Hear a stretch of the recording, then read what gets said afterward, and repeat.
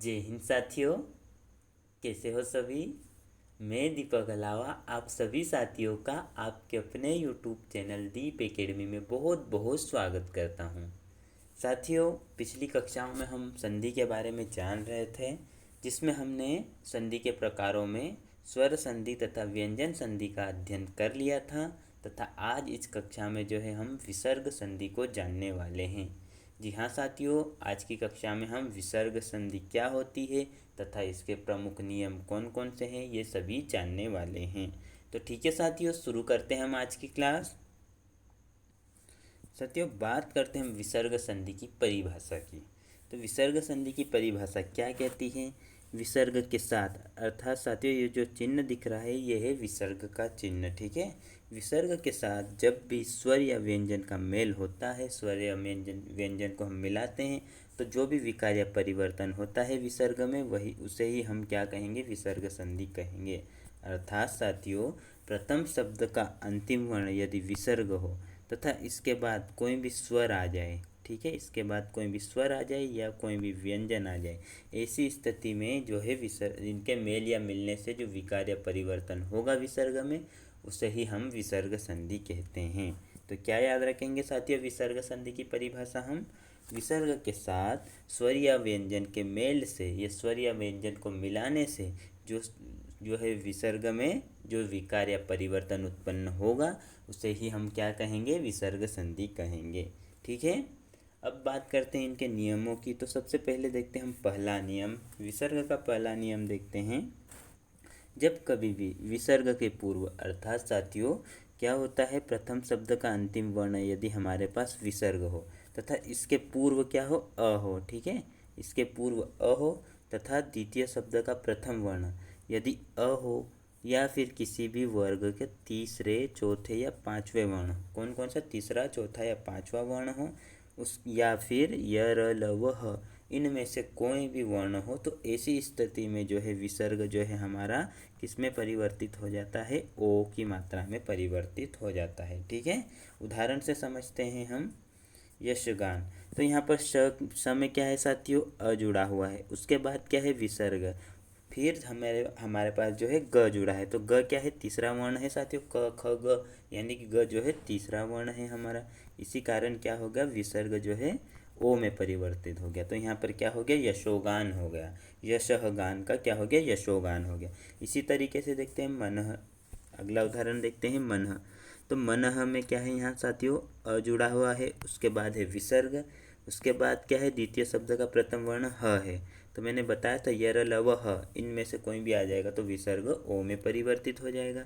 इसीलिए ये क्या हो जाएगा, मन धन हर का मनोहर हो जाएगा। ठीक है, यहाँ पर विसर्ग हट जाएगा और उसके स्थान पर ओ की मात्रा जुड़ जाएगी। कहाँ पर, जो है आगे वाले विसर्ग के आगे वाले शब्द, आगे वाले वर्ण में। ठीक है, तो याद रखिएगा पहला नियम क्या कहता है हमारा, जब कभी भी विसर्ग के पूर्व अ हो तथा बाद में अ या फिर तीसरा, चौथा, पांचवा वर्ण या फिर यर ल वह, इनमें से कोई भी हो तो विसर्ग ओ में परिवर्तित हो जाता है। क्या याद रखना है साथियों, प्रथम शब्द का अंतिम वर्ण विसर्ग हो तथा उसके पूर्व अ हो, और द्वितीय शब्द का प्रथम वर्ण यदि अ हो या फिर तीसरा, चौथा, पांचवा वर्ण हो या फिर यर ल वह हो, ऐसी स्थिति में विसर्ग ओ में परिवर्तित हो जाएगा। उम्मीद है साथियों पहला नियम अच्छे से समझ गए होंगे आप। अब आगे बढ़ते हैं हम दूसरे नियम की ओर।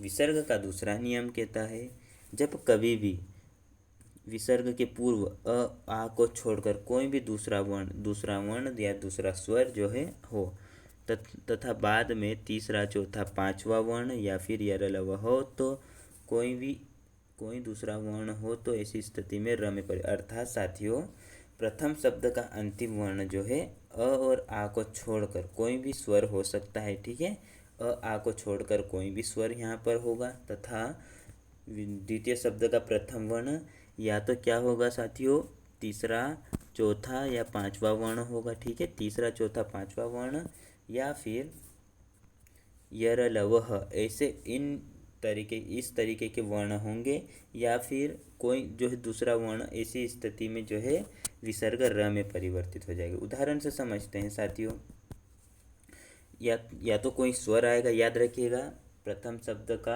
अंतिम वर्ण विसर्ग हो तथा उसके पूर्व आ को छोड़कर कोई स्वर आ जाएगा। ठीक है, उसके बाद देखते हैं, उसके बाद जो है कोई भी स्वर आ जाएगा या फिर तीसरा चौथा पांचवा वर्ण आ जाएगा या फिर यर ल व ह आ जाएगा। ऐसी स्थिति में जो है विसर्ग र में परिवर्तित हो जाएगा। उसमें क्या हो रहा था साथियों, पहले नियम में ओ में परिवर्तित हो रहा था, लेकिन वहाँ पर विसर्ग के पूर्व आ रहा था। यहाँ पर क्या होगा, आ को छोड़कर कोई भी स्वर आएगा विसर्ग के पूर्व। ठीक है, याद रखिएगा। और उसके बाद कोई भी स्वर आ जाएगा या फिर तीसरा चौथा पांचवा वर्ण आ जाएगा या फिर यर ल व ह आ जाएगा। इसी स्थिति में जो है विसर्ग र में परिवर्तित हो जाएगा। उदाहरण से समझते हैं हम।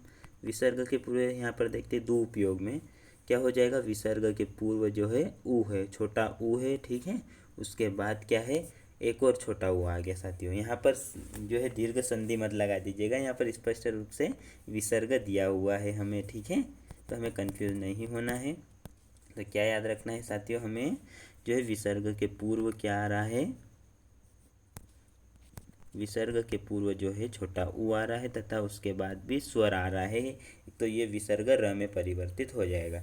तो यहाँ पर देखिए क्या है, दू, तो दू के साथ जो है साथियों ये विसर्ग र बन गया है और ये ऊ की मात्रा, छोटे ऊ की मात्रा लग गया तो दुरुपयोग हो जाएगा। जब भी स्वर आएगा ना साथियों तो र पूर्ण रहेगा, र में जो है पूर्ण रह, और जब व्यंजन आएगा तो ये र जो है ऊपर की ओर चले जाएगा। जैसे दूसरे उदाहरण में देखते हैं, निधारण क्या है, निधन आधार, निधार, निधन आधार, तो क्या हो जाएगा, निराधार हो जाएगा।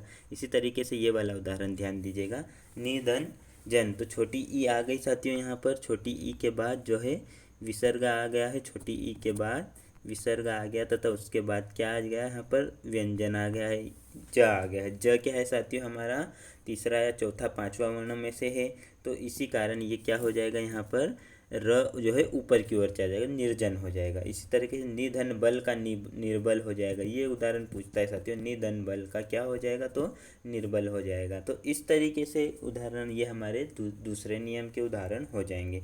समझते रहो साथियों, पहला नियम क्या कहा, हमारे पहले नियम में क्या होगा, विसर्ग के पूर्व आ जाए और उसके बाद में अ या फिर तीसरा चौथा पांचवा वर्ण या फिर यर ल व ह आ जाए, तो इस स्थिति में ओ में परिवर्तित हो जाएगा विसर्ग। और दूसरा नियम क्या बता रहा है हमें, कि जब कभी भी विसर्ग के पूर्व आ को छोड़कर कोई भी स्वर आ सकता है साथियों। यहाँ पर आ को छोड़कर कोई भी स्वर आएगा तथा बाद में या तो स्वर होगा या फिर तीसरा चौथा पांचवा वर्ण होगा या फिर यर ल व ह, इनमें से कोई भी वर्ण होगा तो वो क्या हो जाएगा, विसर्ग र में परिवर्तित हो जाएगा। इतनी बात क्लियर हुई साथियों। अब आगे बढ़ते हैं हम तीसरे नियम की ओर। तीसरा नियम क्या कह रहा है, जब कभी भी विसर्ग के पूर्व या पहले कोई स्वर उपस्थित हो तथा बाद में च या श हो, तो इसी स्थिति में विसर्ग का आदेश श में परिवर्तित हो जाएगा।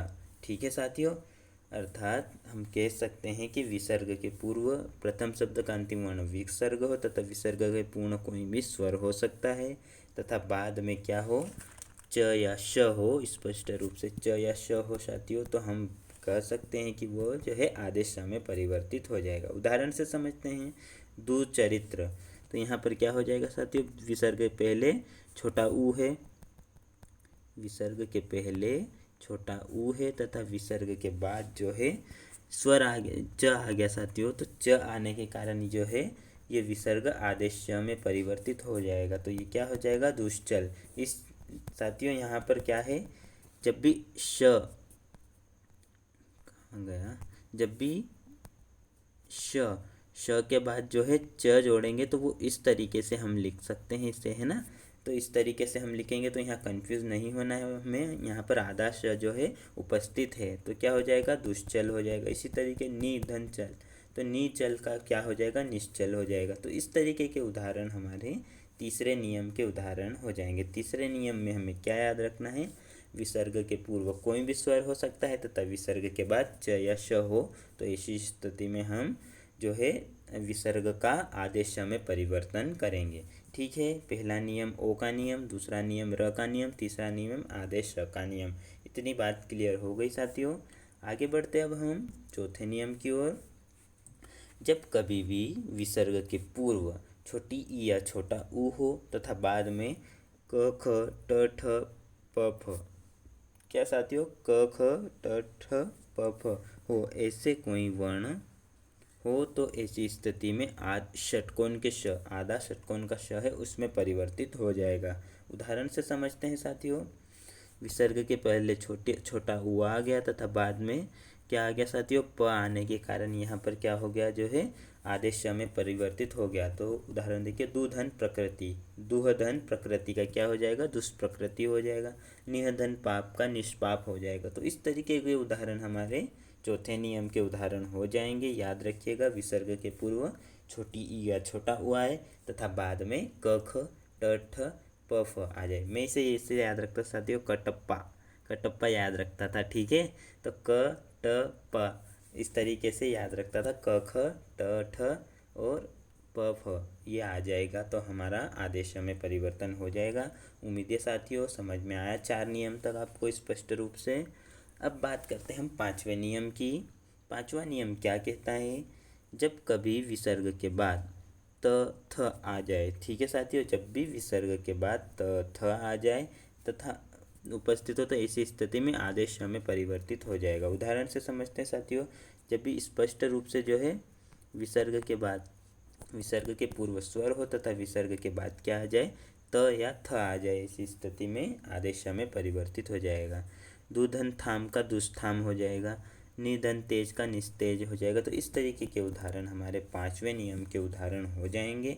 क्या याद रखना है 5वें नियम में, विसर्ग के पहले तो स्वर रहेगा तथा विसर्ग के बाद त या थ आ जाए तो ऐसी स्थिति में हम आदेश में परिवर्तन कर देंगे। ठीक है, अब बात करते हैं हम छठा नियम। विसर्ग का जो है छठा नियम क्या कहलाता है, विसर्ग का लोप से संबंधित नियम है। इसमें पहला नियम देखते हैं छठे में, जब कभी विसर्ग के पहले छोटी या छोटा उ हो तथा बाद में छ हो तो ऐसी स्थिति में विसर्ग लुप्त हो या समाप्त हो जाता है तथा उसके स्थान पर आधा च का जो है आगम हो जाता है, आधा च आ जाता है। जैसे परिधन छेद का परिच्छेद हो जाएगा। तो यहाँ पर क्या हुआ साथियों, विसर्ग के पहले छोटी ई आ गई तथा उसके बाद छ आने के कारण क्या हो जाएगा, आधे जो है आधा च में परिवर्तन हो जाएगा। परिधन छेद का परिच्छेद हो जाएगा, अनुधन छेद का अनुच्छेद हो जाएगा। तो यहाँ पर भी क्या हो रहा है, छोटा उ आ गया, उसके बाद क्या आ रहा है, छ आ रहा है, इसीलिए जो है आधे च का आगम हो गया है।